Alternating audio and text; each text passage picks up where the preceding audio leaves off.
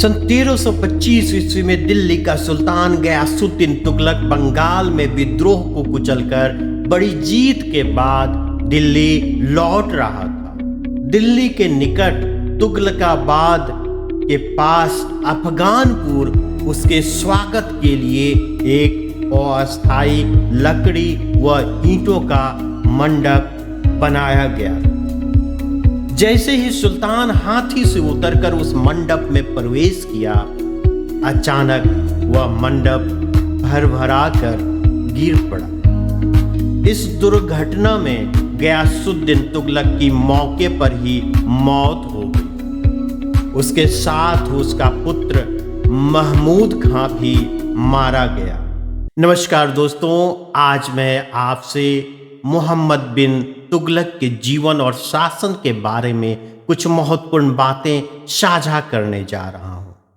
मोहम्मद बिन तुगलक, जिन्हें उनके जन्म नाम जूना खां के नाम से भी जाना जाता था, भारत के इतिहास के सबसे चर्चित व विवादास्पद शासकों में से एक हैं। वे अपने अद्वितीय विचारों, दूरदर्शिता और कभी कभी विवादास्पद निर्णयों के लिए प्रसिद्ध हैं। मोहम्मद बिन तुगलक का जन्म 1300 ईस्वी में तुगलक वंश के एक सम्मानित परिवार में हुआ था।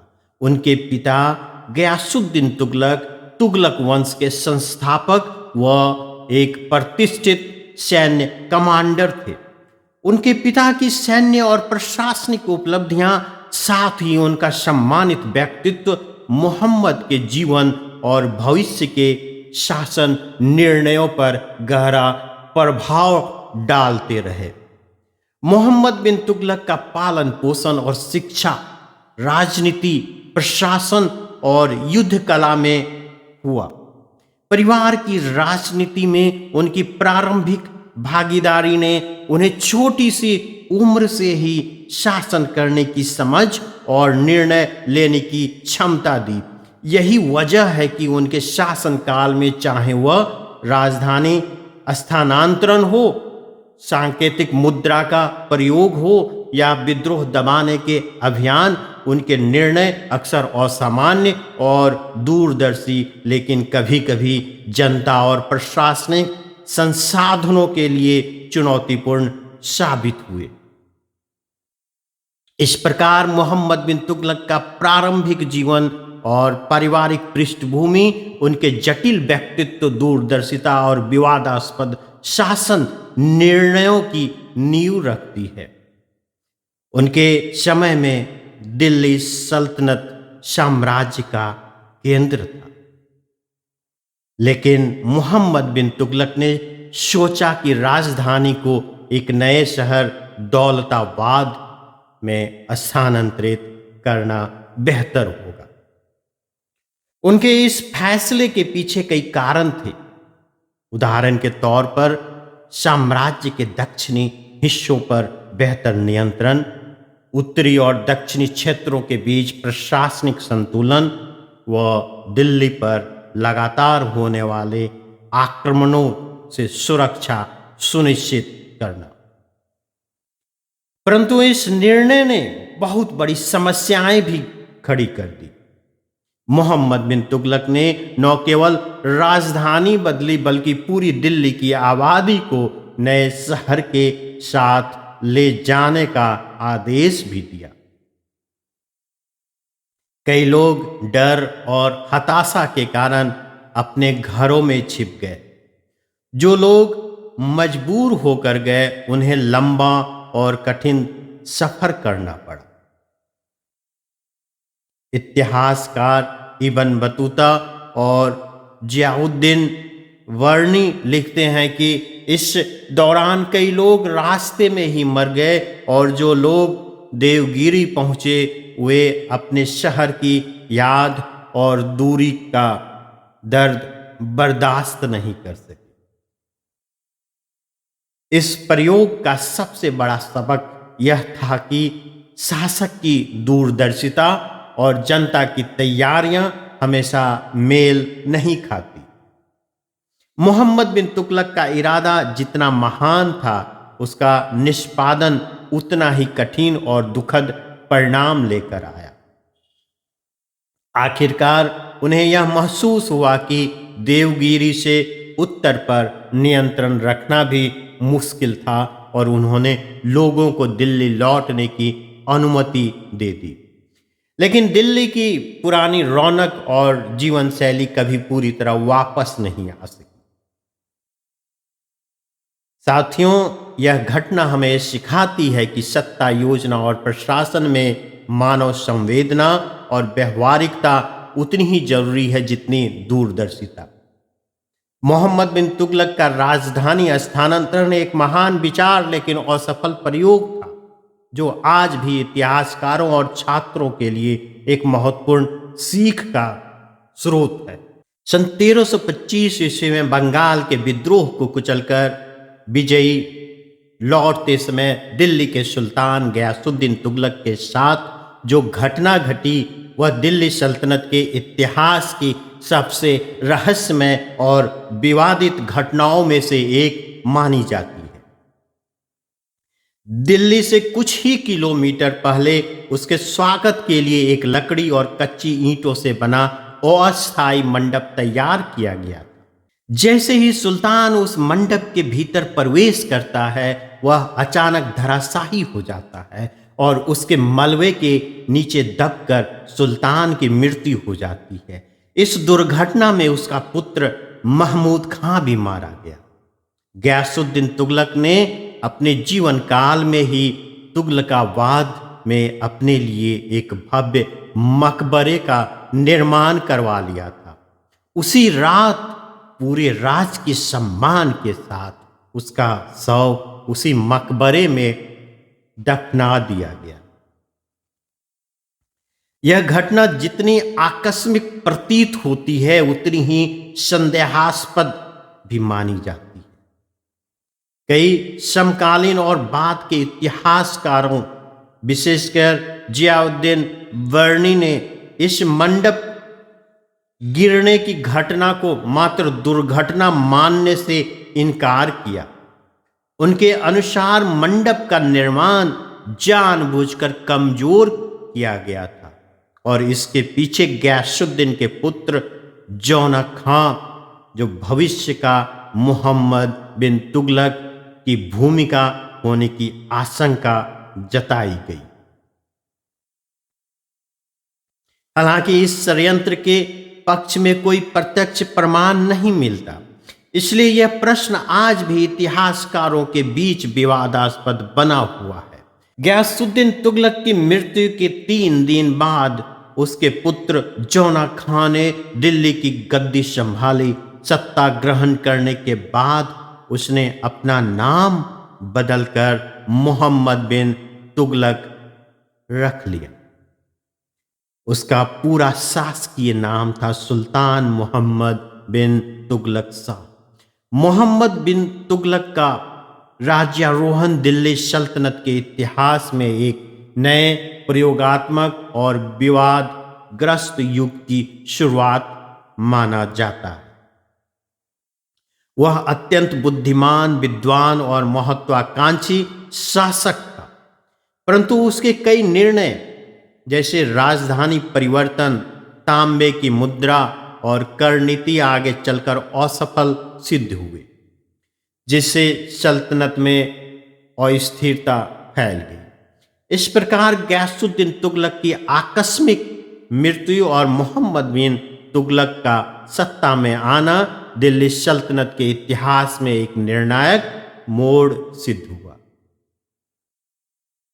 दिल्ली सल्तनत के लगभग 3 शताब्दियों लंबे इतिहास में यदि किसी कालखंड को सबसे अधिक विवादास्पद, प्रयोगशील और उतार चढ़ाव से भरा कहा जाए तो वह काल सुल्तान मोहम्मद बिन तुगलक का शासन काल है।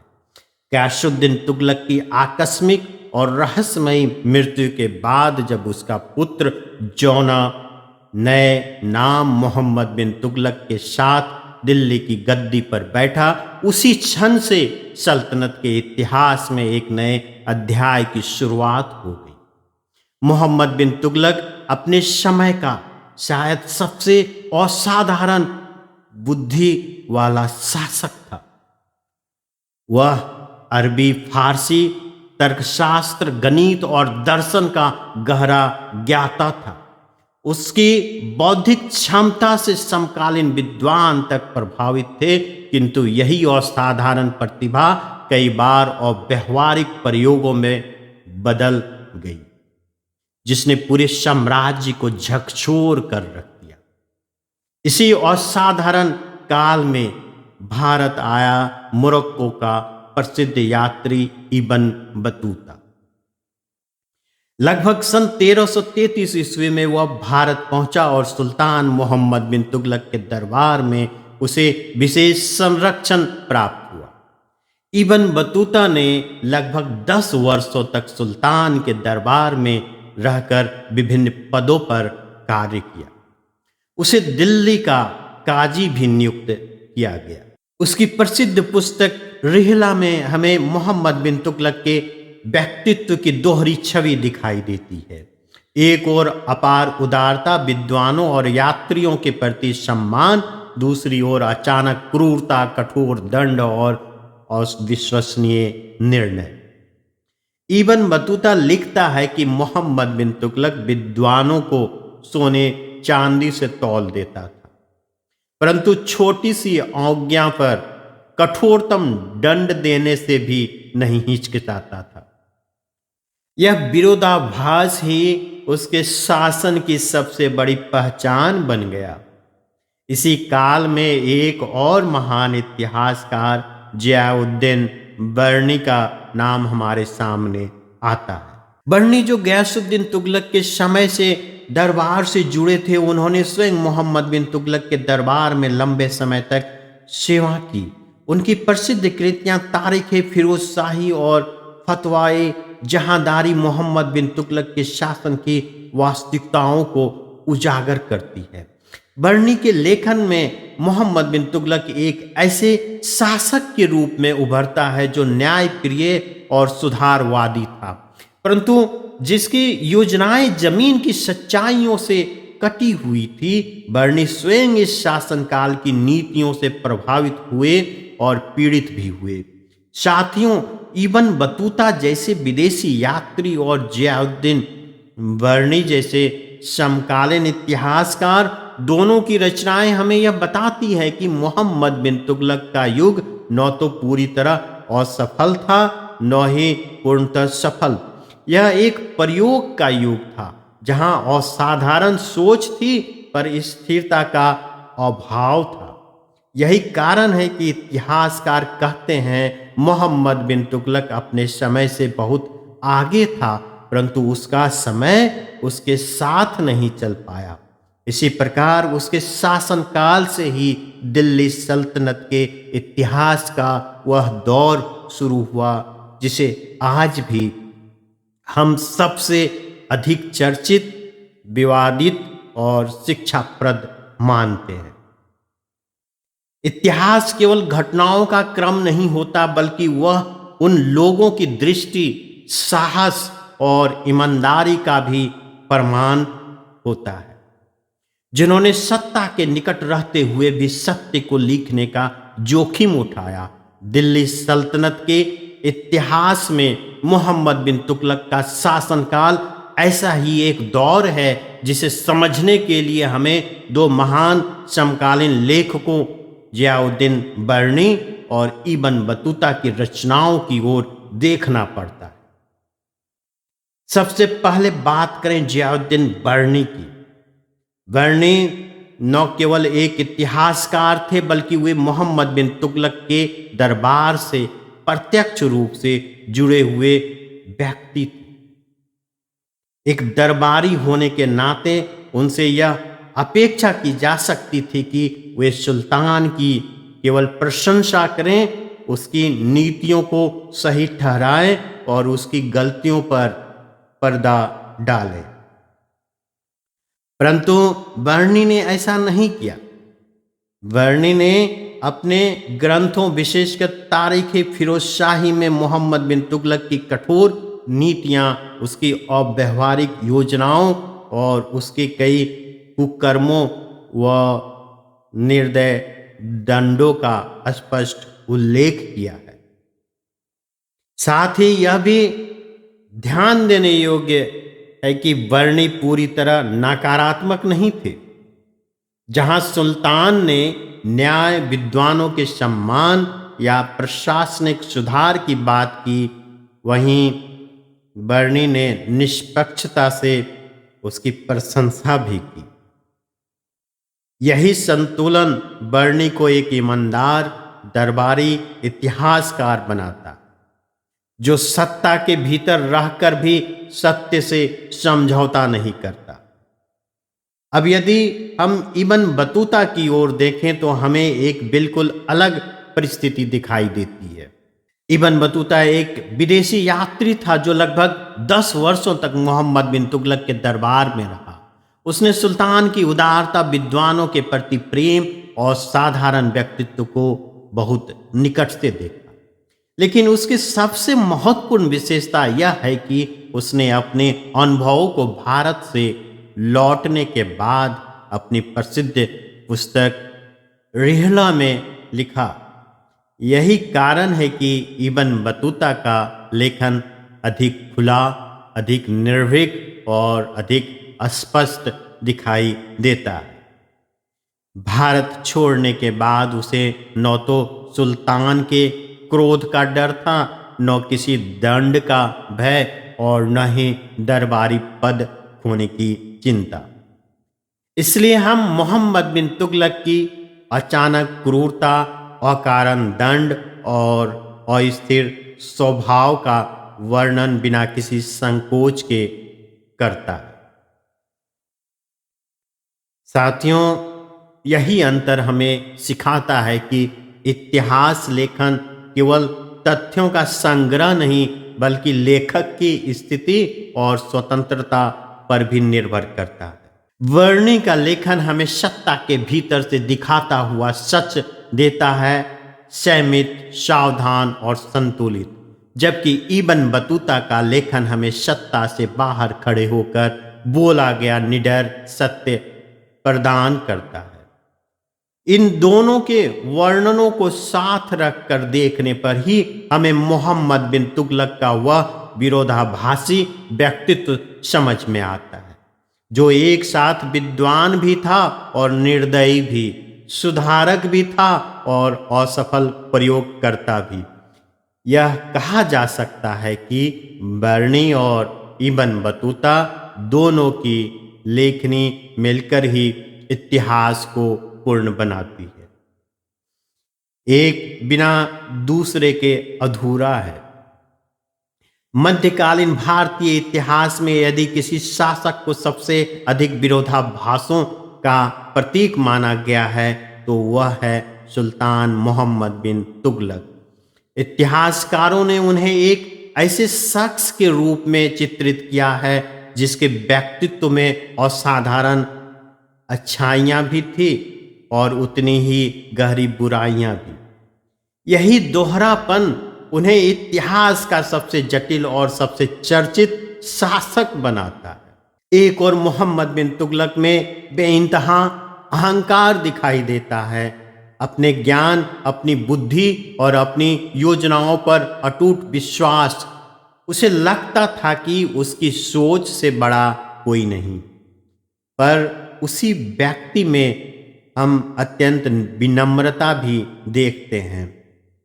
विद्वानों के सामने झुक जाना, धार्मिक चर्चाओं में स्वयं को शिष्य की तरह प्रस्तुत करना और ज्ञानियों को सम्मान देना, उसके चरित्र का एक रूप हमें घातक क्रूरता से भर देता है।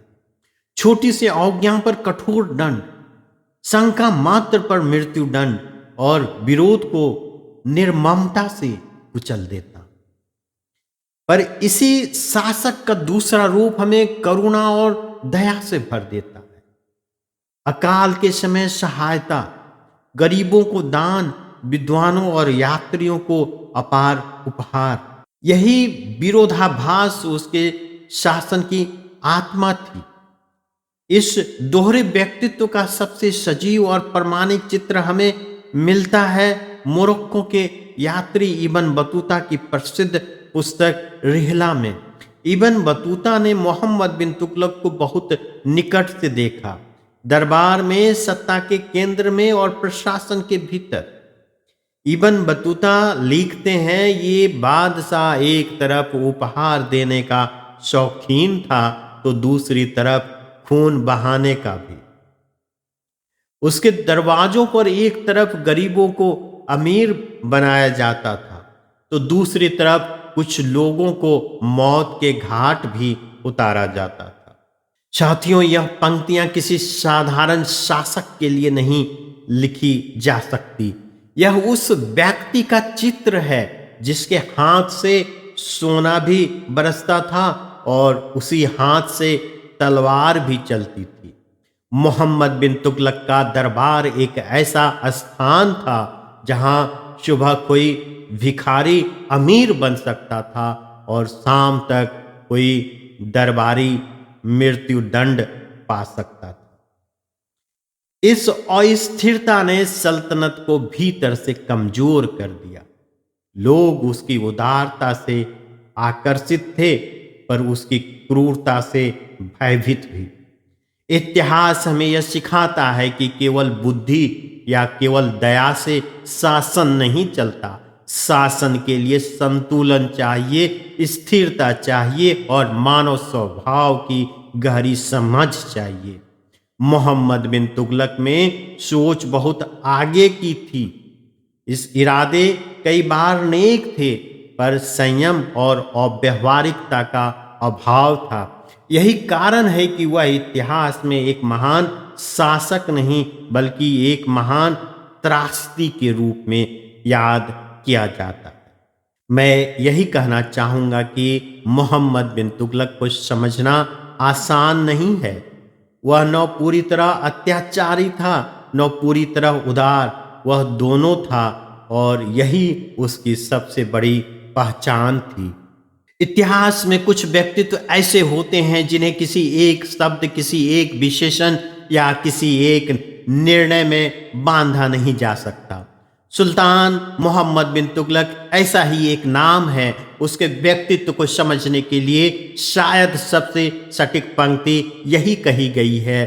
एक तरफ मोहम्मद एक संत था जिसका हृदय शैतान का था, तो दूसरी तरफ एक ऐसा शैतान था जिसकी आत्मा संत की थी। यह कथन विरोधाभास नहीं बल्कि उसके चरित्र का संपूर्ण सत्य है। मोहम्मद बिन तुगलक के भीतर एक संत था, ज्ञान का साधक, न्याय का आकांक्षी, धर्म और दर्शन में रुचि रखने वाला शासक। वह विद्वानों का सम्मान करता था, बहस और तर्क को पसंद करता था और स्वयं को ईश्वर के प्रति उत्तरदायी मानता था। लेकिन उसकी संत के हृदय में कभी कभी शैतान की कठोरता उतर आती थी। जहां दया के स्थान पर दंड, संवाद के स्थान पर तलवार और संयम के स्थान पर निर्दयता दिखाई देती थी। यही वह रूप था जिसने उसे भय का प्रतीक बना दिया। फिर दूसरी ओर उसके भीतर एक शैतान भी था, एक ऐसा शासक जो कठोर निर्णय लेता था, जिसके आदेशों से रक्त बहता था और जिसके प्रयोगों ने लाखों लोगों को पीड़ा दी। परंतु उस शैतान की आत्मा में कहीं न कहीं संत की करुणा भी जीवित थी। वह गरीबों को दान देता था, अकाल के समय सहायता करता था, विदेशी यात्रियों और विद्वानों को शरण देता था। उसकी कठोरता के पीछे भी कभी कभी सुधार की इच्छा छिपी होती थी। साथियों, यही कारण है कि मोहम्मद बिन तुगलक को समझना आसान नहीं है। वह न तो पूर्ण रूप से अत्याचारी था, न ही पूरी तरह आदर्शवादी। वह मनुष्य था और मनुष्य की सबसे बड़ी विशेषता यही है कि वह विरोधाभासों से भरा हुआ होता है। इतिहासकार कहते हैं कि उसकी सोच अपने समय से बहुत आगे की थी, पर उसका स्वभाव अपने समय से बहुत कठोर था। उसके इरादे कई बार नेक थे पर उसके परिणाम विनाशकारी निकले।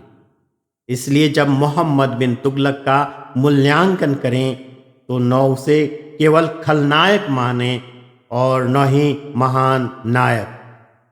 उसे उस शासक के रूप में देखें जिसमें संत और शैतान दोनों एक साथ जीवित थे।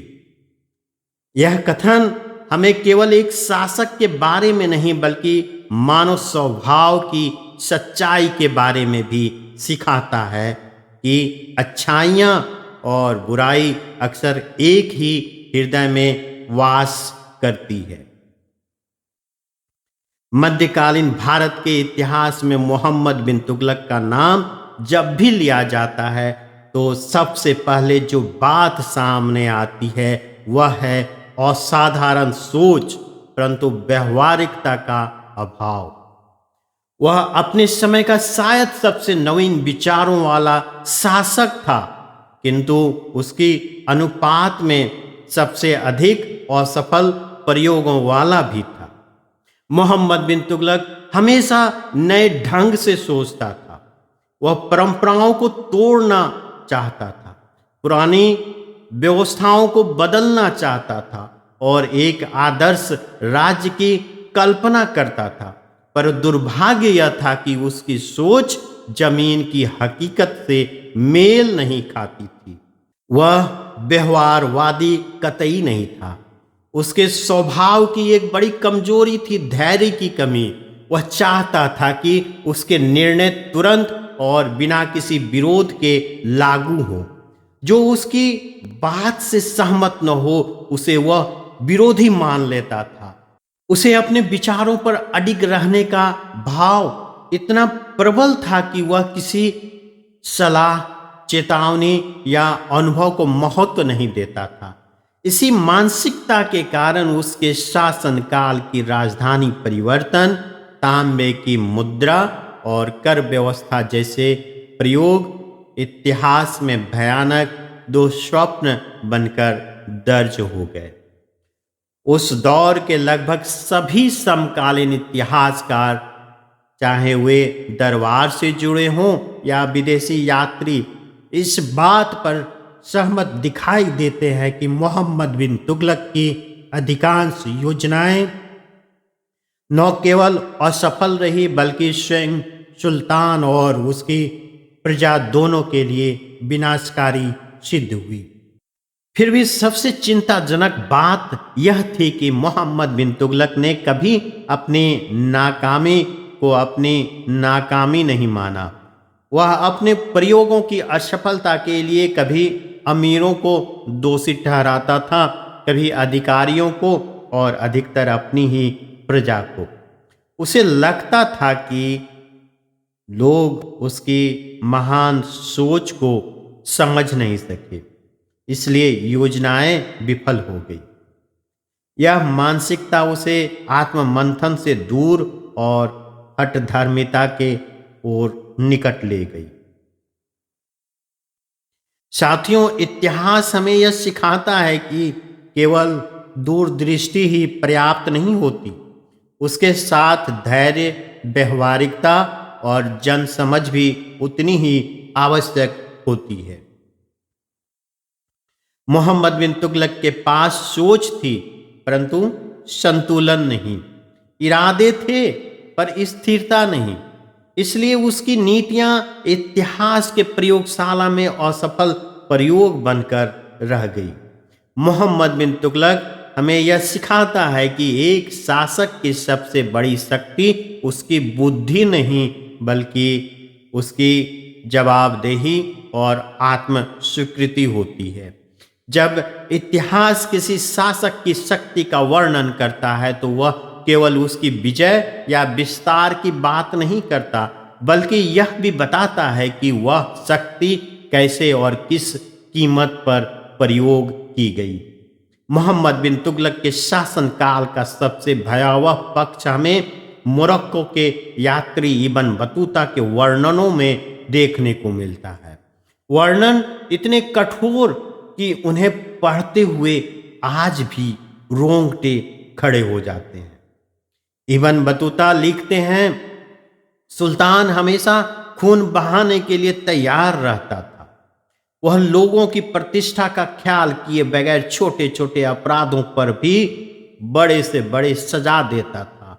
यह पंक्ति केवल क्रूरता का बयान नहीं है, यह उस मानसिकता को उजागर करती है जिसमें न्याय का स्थान भय ने ले लिया था। इब्न बतूता आगे लिखते हैं, हर दिन जंजीरों में जकड़े, बेड़ियों से बंधे, रस्सियों में लिपटे सैकड़ों लोग एक बड़े हॉल में लगाए जाते थे। जिसे मौत की सजाएं सुनाई जाती थी वही मार दिया जाता था। जिसे यातनाएं मिलती थीं वहीं यातनाएं दी जाती थी, और जिसे पीटा जाना होता वह भी सबके सामने पीटा जाता।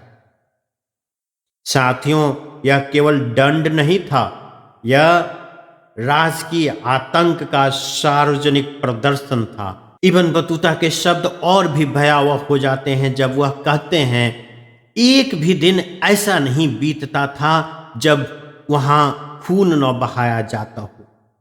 कल्पना कीजिए एक ऐसा राज्य जहां महल न्याय का नहीं बल्कि रक्तपात का केंद्र बन गया हो। महल के मुख्य द्वार पर मारे गए लोगों के शव जानबूझकर फेंक दिए जाते थे ताकि वे जीवित लोगों के लिए चेतावनी बन सके। संदेश साफ था, जो सुल्तान के खिलाफ बोलेगा उसका अंजाम यही होगा। इतना ही नहीं, इब्न बतूता यह भी लिखते हैं कि शुक्रवार को छोड़कर सप्ताह के हर दिन मृत्यु दंड दिया जाता था।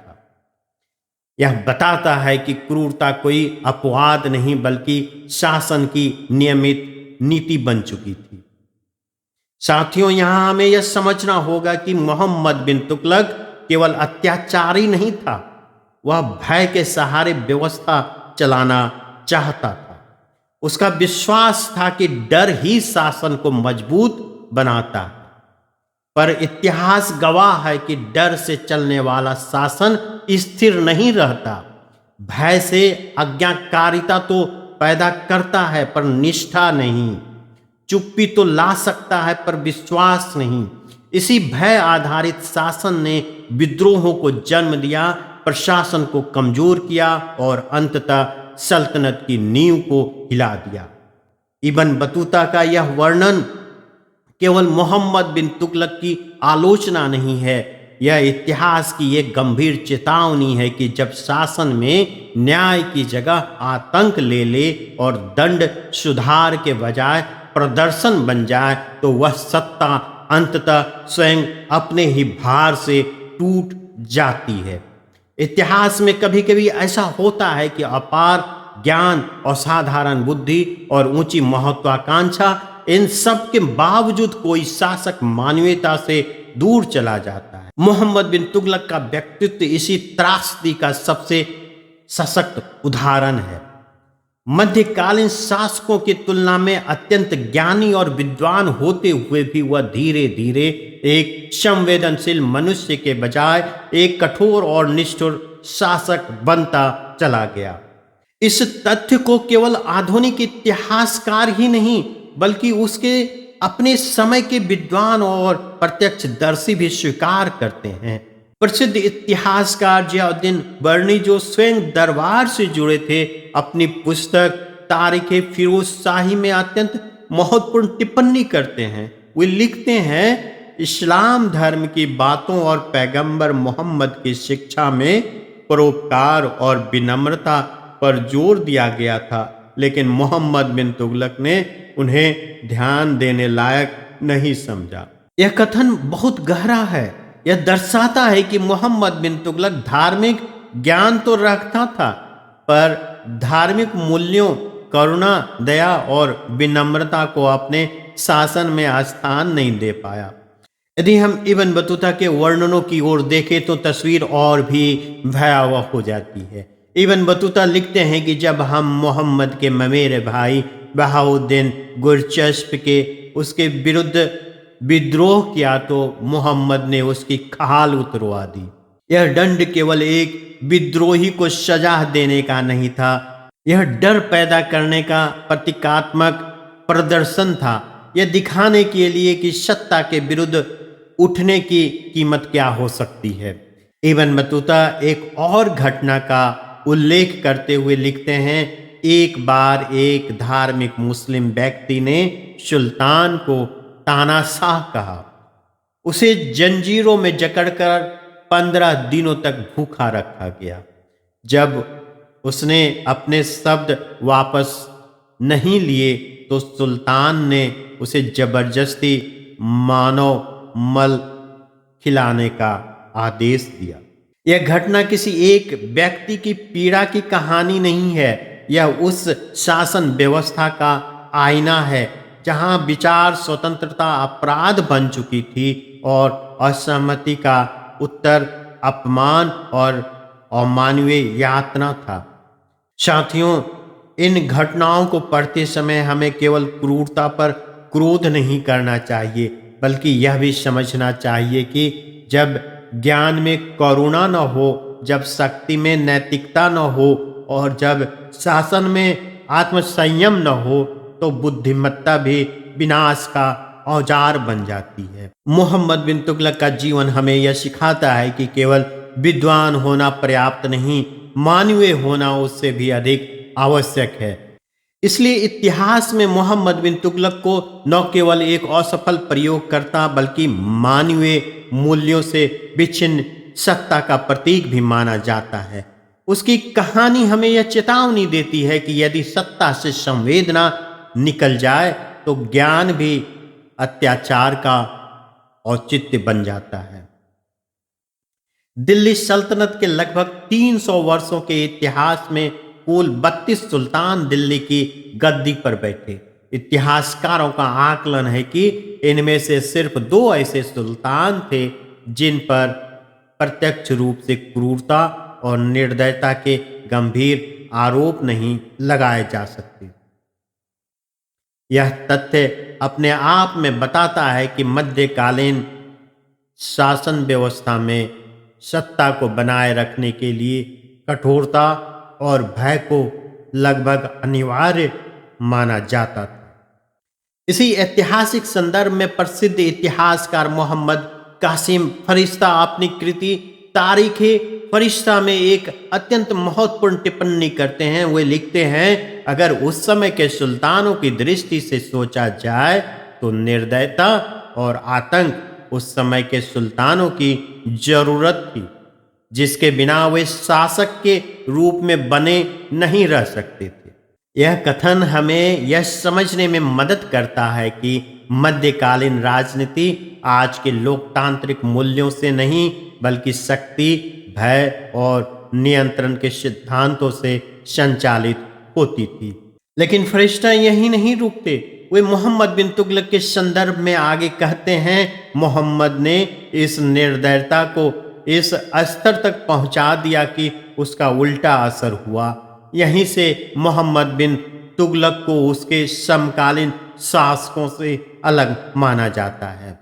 जहां अन्य सुल्तान निर्दयता को एक साधन के रूप में प्रयोग करते थे, वहीं मोहम्मद बिन तुगलक ने उसे शासन की मूल नीति बना दिया। परिणाम यह हुआ कि भय ने आज्ञाकारिता तो पैदा की पर विश्वास को नष्ट कर दिया। दंड ने विद्रोह दबाए नहीं बल्कि उसे जन्म दिया। इसलिए फरिश्ता स्पष्ट रूप से लिखते हैं, इससे उसकी ताकत बढ़ने के बजाय और कम हो गई। साथियों, यह इतिहास का एक बड़ा सत्य है। अत्यधिक कठोरता शासन को मजबूत नहीं बल्कि खोखला कर देती है। इसमें कोई शक नहीं कि मोहम्मद एक पढ़ा लिखा, सुसंस्कृति और प्रतिभाशाली शख्स था, लेकिन उसके मन में अपने लोगों के लिए दया लिहाज का कोई भाव नहीं था। यही मोहम्मद बिन तुगलक की सबसे बड़ी त्रासदी थी। उसके पास ज्ञान था, बुद्धि थी, दूरदृष्टि थी, लेकिन संवेदना नहीं थी। और इतिहास हमें यह सिखाता है कि केवल प्रतिभा से शासन नहीं चलता, शासन के लिए करुणा, संतुलन और मानवीय दृष्टि भी उतनी ही आवश्यक होती है। मोहम्मद बिन तुगलक का शासनकाल हमें यह चेतावनी देता है कि यदि सत्ता में डर हद से आगे बढ़ जाए तो वही डर सत्ता की सबसे बड़ी कमजोरी बन जाता है। इतिहास में किसी भी शासक का मूल्यांकन तब तक पूर्ण नहीं माना जा सकता जब तक उसके व्यक्तित्व के सभी पक्षों को समान गंभीरता से न देख लिया जाए। मोहम्मद बिन तुगलक को प्राय उसकी कठोरता और सफल योजनाएं, क्रूर दंड प्रणाली के कारण याद किया जाता है, किंतु उसी शासक का एक दूसरा रूप भी था, विदेशी यात्रियों और विदेशी शासकों के प्रति असाधारण रूप से उदार और सौहार्दपूर्ण व्यवहार का। इस तथ्य की पुष्टि स्वयं उसके समकालीन और प्रत्यक्षदर्शी इब्न बतूता करते हैं। जब इब्न बतूता पहली बार सुल्तान के सामने प्रस्तुत हुए तो वे लिखते हैं, जैसे ही मैं सुल्तान के सामने गया उसने मेरा हाथ अपने हाथ में लेकर कहा, आपका आगमन शुभ है, कोई चिंता मत करिए। यह व्यवहार किसी क्रूर तानाशाह की नहीं बल्कि एक ऐसे शासक की छवि प्रस्तुत करता है जो विदेश से आए विद्वानों और यात्रियों को सम्मान और सुरक्षा प्रदान करना जानता था। इब्न बतूता के अनुसार सुल्तान मोहम्मद ने उसे 6000 टंका नकद भेंट किए, पहले 3 गांव और बाद में 2 और गांव जागीर में दिए, जिससे उसकी वार्षिक आय 12,000 टंका हो गई। यहीं तक नहीं, इब्न बतूता लिखते हैं, सेवा के लिए सुल्तान ने मुझे 10 गुलाम भी दिए। मुझे दिल्ली का काजी नियुक्त कर दिया गया, जबकि मुझे स्थानीय भाषा बिल्कुल नहीं आती थी। यह तथ्य दर्शाता है कि मोहम्मद बिन तुगलक विदेशियों पर असाधारण विश्वास करता था और उन्हें ऊंचे पदों पर नियुक्त करने से भी नहीं हिचकता था। केवल इब्न बतूता ही नहीं, अन्य इतिहासकार भी इस बात की पुष्टि करते हैं कि विदेशी राजाओं के प्रति भी सुल्तान का व्यवहार अत्यंत सौहार्दपूर्ण था। आधुनिक इतिहासकार अब्राहम इराइल के अनुसार मोहम्मद बिन तुगलक ने चीन के सम्राट को जो उपहार भिजवाए वे उसकी राजनयिक सोच और वैभव का अद्भुत उदाहरण है। 100 घोड़े, 100 गुलाम, 100 नर्तकियां, कपड़ों के 1200 थान, जरी की पोशाकें, टोपियां, तरकश तलवारें, मोतियों से कढ़े दस्ताने और 15 किन्नर। यह उपहार सूची केवल दिखावे की नहीं थी बल्कि यह बताती है कि मोहम्मद बिन तुगलक अंतर्राष्ट्रीय संबंधों को सम्मान, वैभव और उदारता के माध्यम से मजबूत करना चाहता था। साथियों, यहाँ हमारे सामने फिर वही प्रश्न खड़ा होता है, क्या मोहम्मद बिन तुगलक वास्तव में केवल एक क्रूर शासक था? उत्तर है नहीं। वह एक ऐसा शासक था जो अपने लोगों के प्रति कठोर लेकिन विदेशियों के प्रति उदार था, जो भीतर से अस्थिर था पर बाहरी दुनिया के सामने दिल्ली सल्तनत की महानता दिखाना चाहता था। मोहम्मद बिन तुगलक का यह पक्ष हमें यह सिखाता है कि इतिहास में कोई भी व्यक्तित्व केवल काला या केवल सफेद नहीं होता, वह अच्छाइयों और बुराइयों दोनों का संगम होता है। और शायद यही कारण है कि मोहम्मद बिन तुगलक आज भी इतिहास का सबसे जटिल, सबसे विवादास्पद और सबसे अधिक चर्चित सुल्तान बना हुआ है। दिल्ली सल्तनत के इतिहास पर जब हम गहराई से विचार करते हैं तो शासकों के केवल युद्ध, विस्तार और दंड ही नहीं बल्कि उनके व्यक्तिगत जीवन, पारिवारिक संबंध और नैतिक दृष्टिकोण भी हमारे सामने आते हैं। इसी संदर्भ में मोहम्मद बिन तुगलक का व्यक्तित्व एक बार फिर अत्यंत जटिल और बहुआयामी रूप में उभरता है।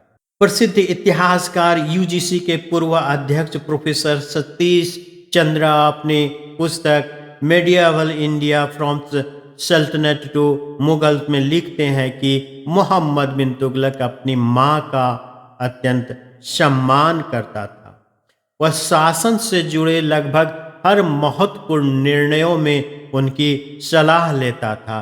यह तथ्य उसके व्यक्तित्व के उस पक्ष को दिखाता है जहां सत्ता के शिखर पर बैठा शासक भी मातृत्व के सामने विनम्र दिखाई देता है।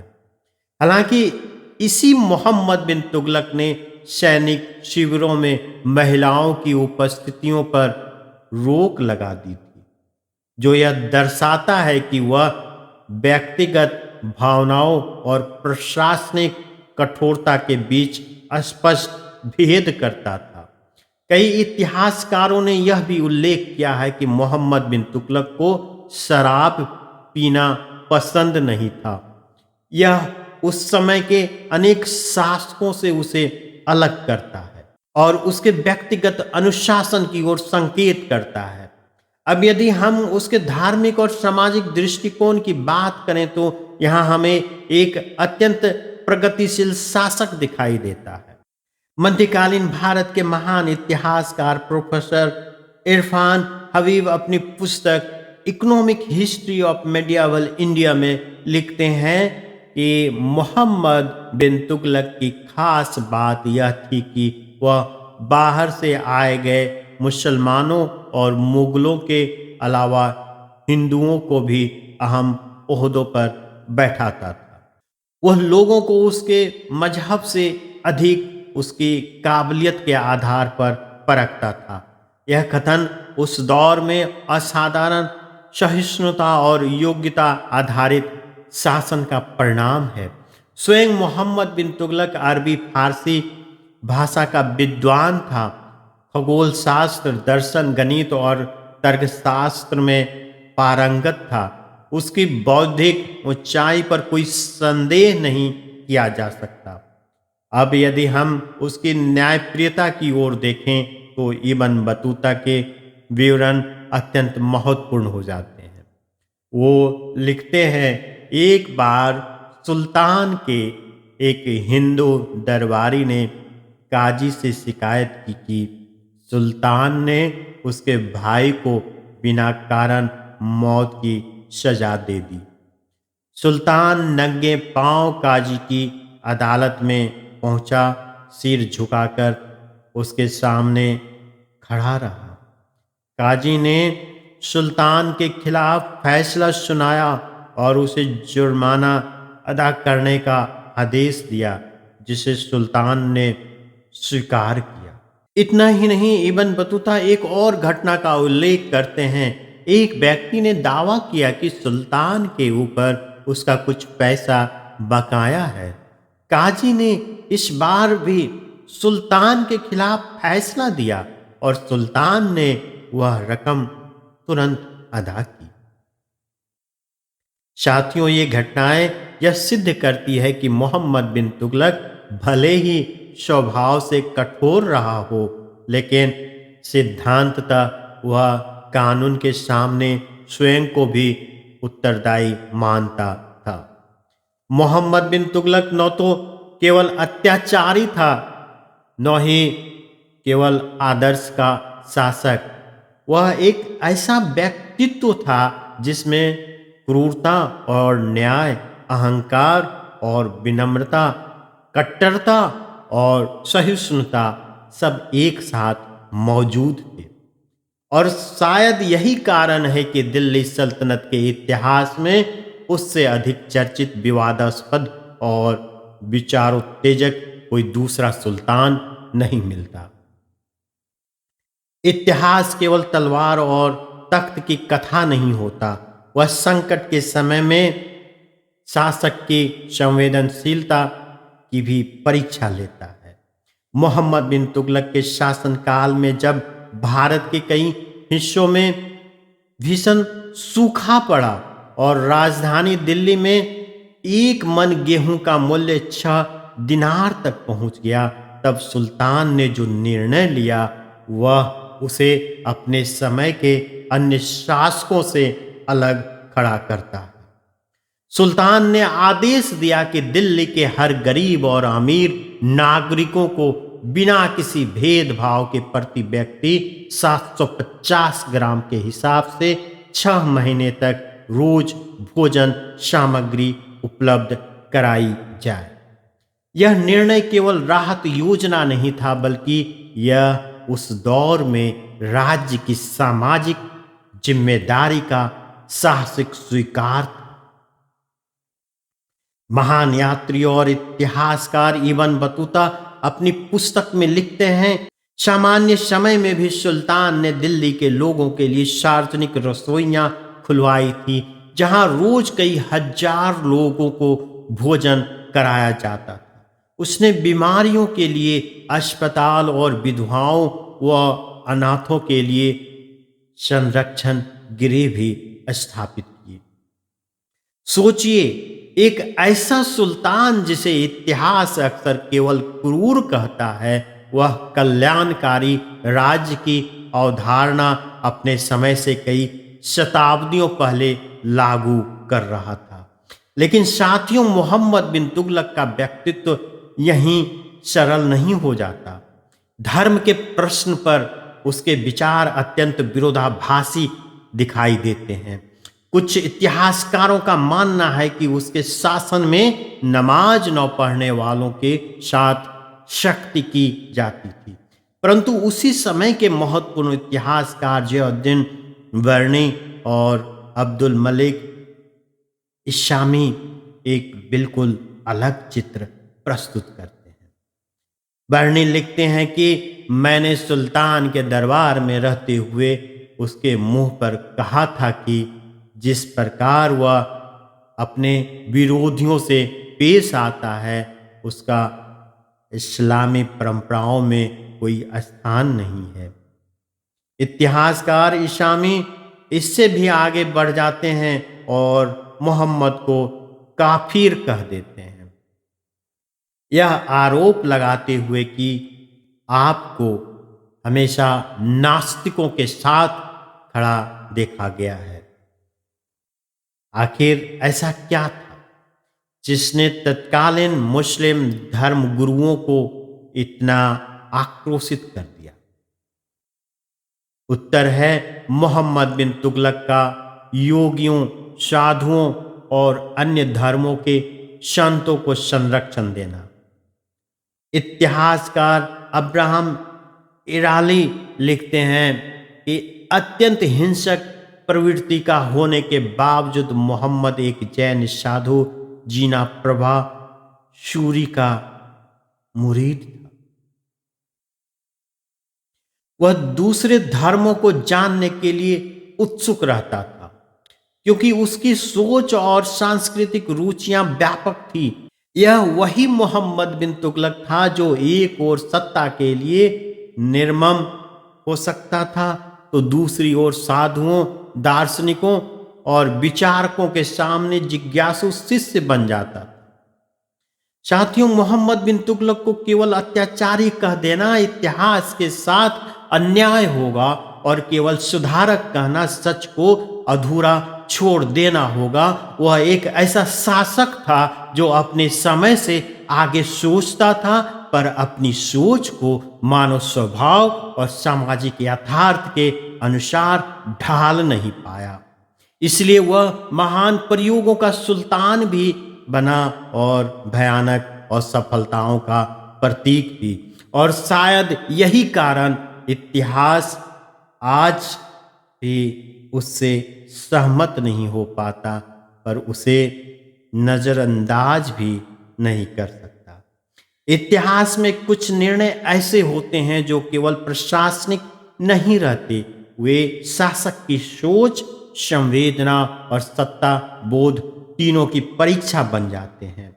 मोहम्मद बिन तुगलक द्वारा दिल्ली से दौलताबाद या देवगिरी राजधानी स्थानांतरित करने का फैसला ऐसा ही एक निर्णय था। लगभग सभी इतिहासकार इस बात पर सहमत हैं कि यह उसका सबसे विवादास्पद और विनाशकारी फैसला सिद्ध हुआ। सुल्तान की दृष्टि में यह निर्णय रणनीतिक रूप से बुद्धिमानी भरा था। उत्तर और दक्षिण भारत को एक सूत्र में बांधने का प्रयास था। मंगोल आक्रमणों से दूरी और साम्राज्य के केंद्र को भौगोलिक रूप से सुरक्षित बनाना था। परंतु इतिहास यह भी बताता है कि अच्छे इरादे जब विवेक और व्यवहार से कट जाए तो वे विनाश का कारण बन जाते हैं। इतिहासकार जियाउद्दीन वर्णी लिखते हैं, यह निर्णय एकाएक लिया गया, बिना किसी सलाह के। इसके लाभ हानि पर कोई विचार नहीं किया गया, क्योंकि यह सुल्तान का निजी निर्णय था। यह इसलिए भी असफल हुआ क्योंकि मोहम्मद ने केवल राजधानी ही नहीं बदली, बल्कि जोर दिया कि दिल्ली की पूरी आबादी भी उसके साथ देवगिरी जाए। सोचिए, सदियों से बसती आई एक महान नगरी, उसके बाजार, मस्जिदें, घर, कब्रिस्तान और यादें, सब कुछ एक आदेश से उखाड़ दिया गया। कई दिल्ली वासियों ने इस आदेश को मानने से इनकार कर दिया।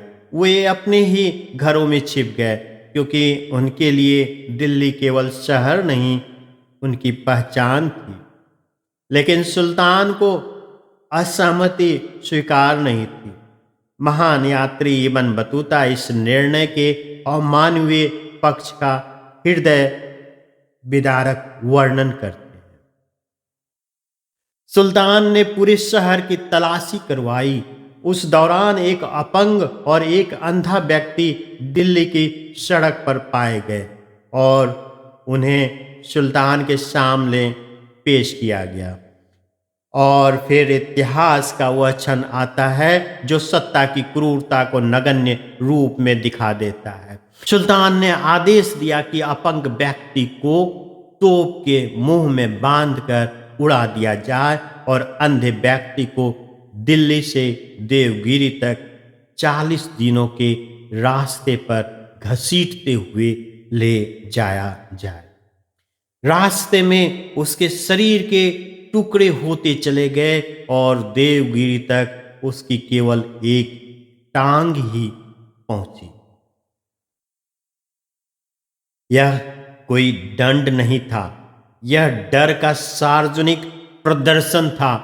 इस एक घटना की खबर पूरे शहर में फैल गई। जो लोग छिपे हुए थे वे भी भय से कांप उठे और दिल्ली छोड़ने को मजबूर हो गए।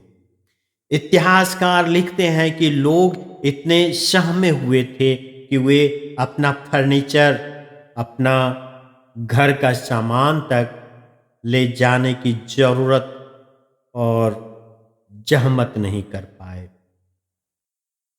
और इस प्रकार दिल्ली, जो कभी सल्तनत की धड़कन थी, पूरी तरह उजड़ गई। साथियों, राजधानी बदलना इतिहास में नई बात नहीं थी, पर पूरी आबादी को बलपूर्वक विस्थापित करना शासन नहीं, अहंकार का परिणाम था। मोहम्मद बिन तुगलक बुद्धिमान था, दूरदृष्टि रखता था, पर उसमें मानवीय व्यवहार और धैर्य का अभाव था। इसलिए उसके विचार उड़ान भरते रहे, पर उसकी नीतियां धरातल पर लहूलुहान होकर गिरती रही। और यही कारण है कि इतिहास उसे न पूरी तरह खलनायक कह पाया, न नायक स्वीकार कर पाता है। वह एक त्रासद प्रयोगकर्ता शासक बनकर रह जाता है। इतिहास के पन्नों में कुछ निर्णय ऐसे दर्ज होते हैं जो केवल प्रशासनिक प्रयोग नहीं, बल्कि नगरों, लोगों और पीढ़ियों की तकदीर को बदल देते हैं। मोहम्मद बिन तुगलक का दिल्ली से देवगिरी राजधानी स्थानांतरण ऐसा ही एक निर्णायक, विवादास्पद और भयावह प्रयोग था। इतिहासकार जियाउद्दीन वर्णी लिखते हैं, एक जमाने में दिल्ली इतनी समृद्ध थी कि उसकी तुलना बगदाद और काहिरा से होती थी। लेकिन यह शहर इस तरह से तबाह हुआ कि यहाँ के भवनों में एक बिल्ली और कुत्ता भी रहने के लिए नहीं बचा। कई पीढ़ियों से दिल्ली में रह रहे लोगों का दिल टूट गया। कई लोग तो देवगिरी जाने के रास्ते में ही मर गए, और जो देवगिरी पहुंचे वे अपने शहर से बाहर रहने का दुख बर्दाश्त नहीं कर सके। सोचिए, एक ऐसा शहर जो कभी संस्कृति, व्यापार और जीवन का केंद्र था, सुल्तान के एक निर्णय से उजाड़ दिया गया। लोग अपने घर, अपने रिश्ते, अपनी यादों से दूर होकर वास्तविक और भावनात्मक संकट में पड़ गए। इतना ही नहीं, मोहम्मद बिन तुगलक को जल्दी ही यह एहसास हुआ कि जैसा वह दक्षिण भारत पर दिल्ली से नियंत्रण नहीं रख पा रहा था, ठीक उसी प्रकार देवगिरी से उत्तर पर नियंत्रण करना भी असंभव था। इस निष्कर्ष के बाद सुल्तान ने उन लोगों को दिल्ली लौटने की इजाज़त दे दी। कई लोग खुशी खुशी अपने घर लौट आए, तो कुछ ने अपने परिवार के साथ देवगिरी में ही रहने का फैसला किया।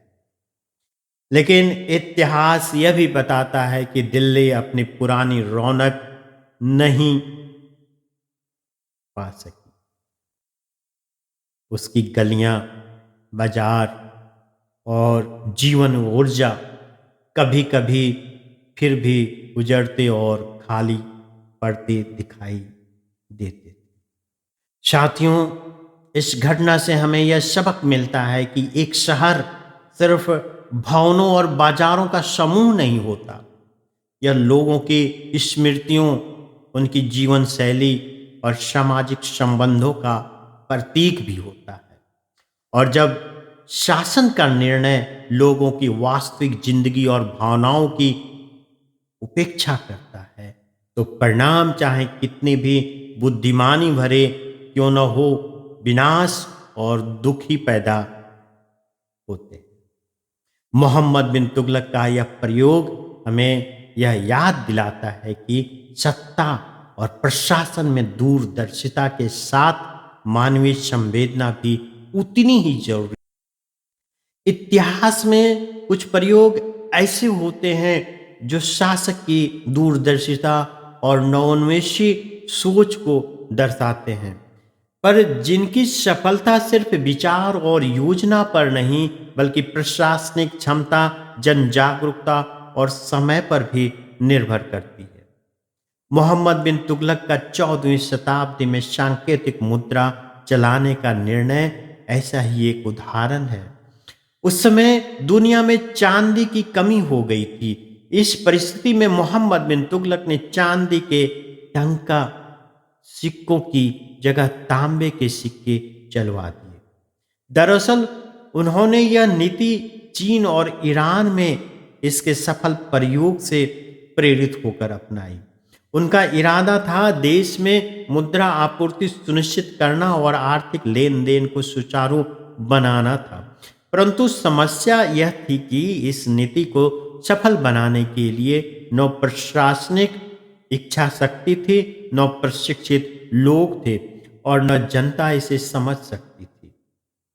प्रोफेसर सतीश चंद्र अपनी पुस्तक मेडिएवल इंडिया में लिखते हैं कि नतीजा यह हुआ कि जल्दी ही नकली सिक्के बाजार में आ गए और लोग हर लेन देन में सिक्के की कीमत के अनुसार सिक्के देने लगे, न कि उनके अंकित मूल्य के आधार पर।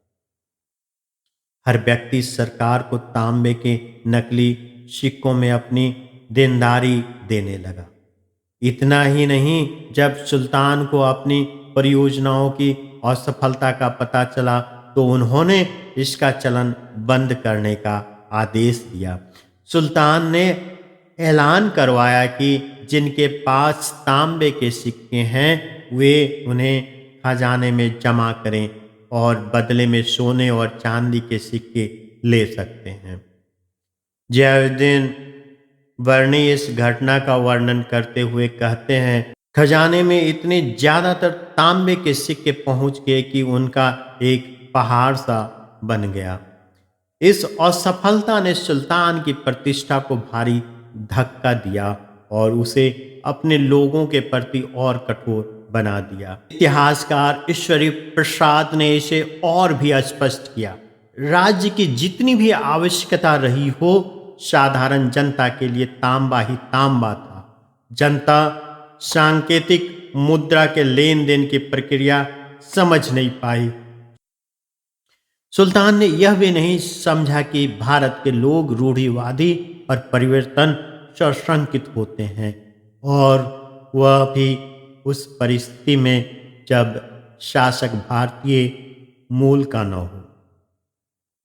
साथियों, यह घटना हमें सिखाती है कि प्रयोग और नवाचार तभी सफल होते हैं जब उन्हें लागू करने की क्षमता और जनता की समझ साथ हो। मोहम्मद बिन तुगलक का यह प्रयास दूरदर्शी अवश्य था, लेकिन असफलता ने उसके शासन को कठोर और डरपूर्ण बना दिया, और यही कारण है कि इतिहास उसे केवल नवोन्मेषी शासक या क्रूर सुल्तान कहकर नहीं देख पाता। वह एक जटिल, विवादास्पद, बहुआयामी व्यक्तित्व बनकर सामने आता है। इतिहास हमें केवल युद्ध और सत्ता के निर्णय नहीं दिखाता, बल्कि शासक के व्यक्तित्व और उसके भरोसे की सीमा भी बताता है। मोहम्मद बिन तुगलक का जीवन इसी दृष्टि से अत्यंत जटिल और विरोधाभासी रहा। इतिहासकारों के अनुसार मोहम्मद बिन तुगलक को किसी पर भी भरोसा नहीं था।